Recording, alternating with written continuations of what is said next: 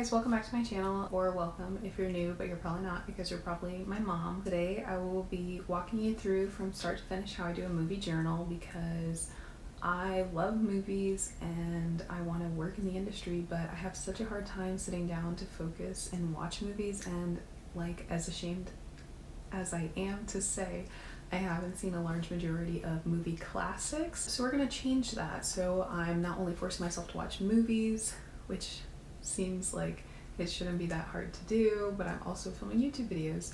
And hold on, I'm gonna grab my journal.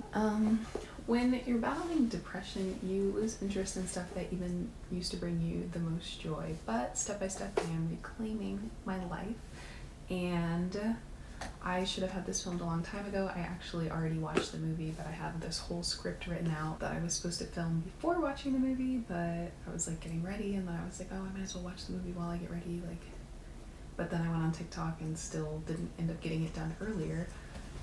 But I digress. Here I'll show you some of the movie journals. I started this at the beginning of quarantine, and I haven't really gotten many done. So in the beginning, I have all these different movies. I'll probably do like overlays because this isn't gonna look good, of genres. And so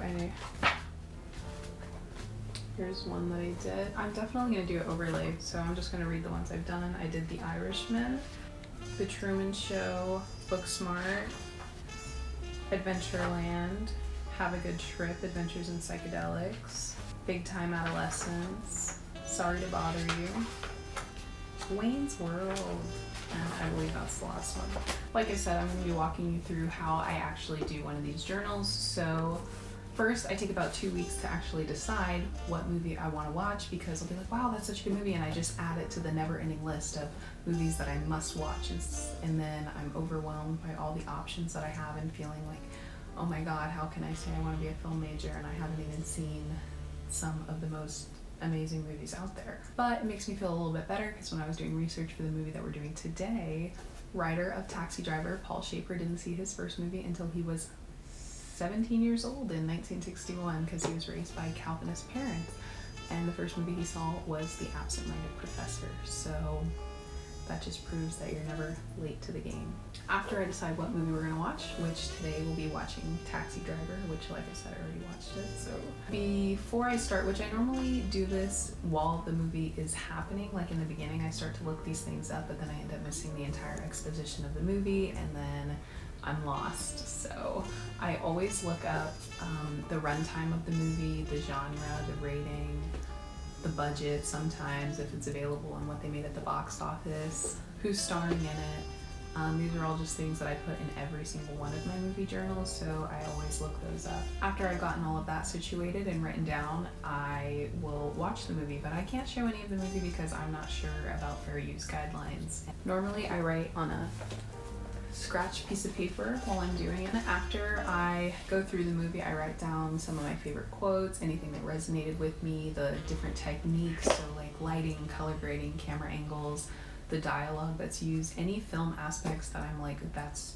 what makes this movie great, then I write it down, because then I know that, like, if I'm looking for inspiration for camera angles, I'll be like, Taxi Driver had amazing camera angles that I had never seen before, and different techniques. And that's the kind of stuff that I look for when I watch a movie. Like, I can't watch a movie and not like dissect the cinematography and everything like that. And then when I like try to talk to other people about it, they're like, yeah, it was a great movie, like, what are you talking about? I'm like, what, you didn't see all those continuity errors? Like, and they're like, can you shut up? And I'm like, sorry. After I go through and I watch the movie and I write down anything like that, I write down some final thoughts about it. Any inspiration I got during the movie for a new character or a new storyline that like popped in my head, I will write that down, because if I don't, I will definitely forget about it. And although I normally write it down and still forget about it, never look back at it, but one day it's there in case I ever want to. I will sketch out, I will go on Google. I don't have a printer right now, so I'll go on Google and I'll look for inspiration on how I want to design and lay out the actual journal entry. So a lot of them are different from, I'm sure you can see. So like this one, I have the soundtrack, because I had a really good soundtrack, so I included that. That's not something I include in every single one. And I have like a section on what makes it so good. So every movie I just kind of play it by ear, like depending on how I want to design it. Like this one, it's very trippy, so I wrote everything within here, and then like some things in the clouds. Here I have like a RX prescription from Big Time Adolescence.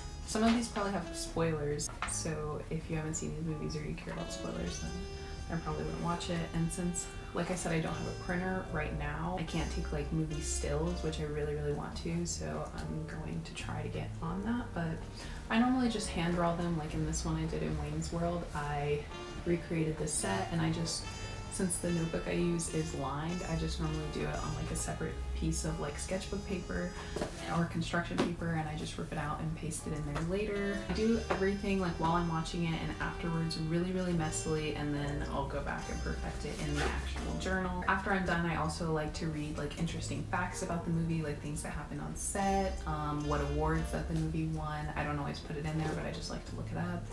And like I see some reviews that other critics have given the movie. I don't like to read them beforehand because one, they might have spoilers in it, and two, I want to go in there like as unbiased as possible. Of course, with a movie like Taxi Driver, Robert De Niro is my all-time favorite actor. Like I know it's going to be amazing. Directed by Martin Scorsese. Like I know it's going to be amazing, but I don't like to read what other people have to say about it before I go into it. Like I said, I'll just scroll through Google and Pinterest and find inspiration. Like I'll normally, sometimes I copy the style of the text that the title is in and put it in there just so like it has that. Why is your music rattling my fucking room? Like, do you mind? Like nobody wants to hear that. Like, fuck off. I don't know what I was saying. So yeah, I just try to get like the general feel of the movie for the theme that I do the movie journals around. Some of them are more intricate, some of them are more detailed, some of them are less detailed. And doing these, I don't do them often because they're pretty time consuming. Like besides just watching the movie, it normally takes me anywhere between 1 to 3 hours sitting down doing it because I get really meticulous. And like I said, I hand draw all the things that I want in there. And sketch everything out first, and then if I'm going in with color, then I do that. Or sometimes it takes me days, like, and most of the time I just end up doing like the sketch part, like the outline while I'm watching the movie, because I have like a ton that in another notebook that I have like sketched out, written down, that I just haven't turned into actual journal entries yet. This is something I'm going to try to make like a weekly thing on my channel, because that way I'm forcing myself to watch movies as well as making YouTube content. I'm going to be as consistent as I possibly can with it. And if you like these and you want feedback, then I would love to hear that. So I hope you guys enjoyed that, and I hope maybe you guys start your own movie journals, or not, don't come from my friends. I'm just kidding, do whatever you want. I hope you guys liked it. I hope it came out good. I'm sure I'll insert some stuff of it here and you watch the whole process, hopefully, you know. I'm trying to get my watch time up, so. This is a 10-minute intro. This was just supposed to be the intro, Callie. Like, I hope I don't have to refilm this. Yeah, I'm definitely gonna have to refilm this. I don't want to.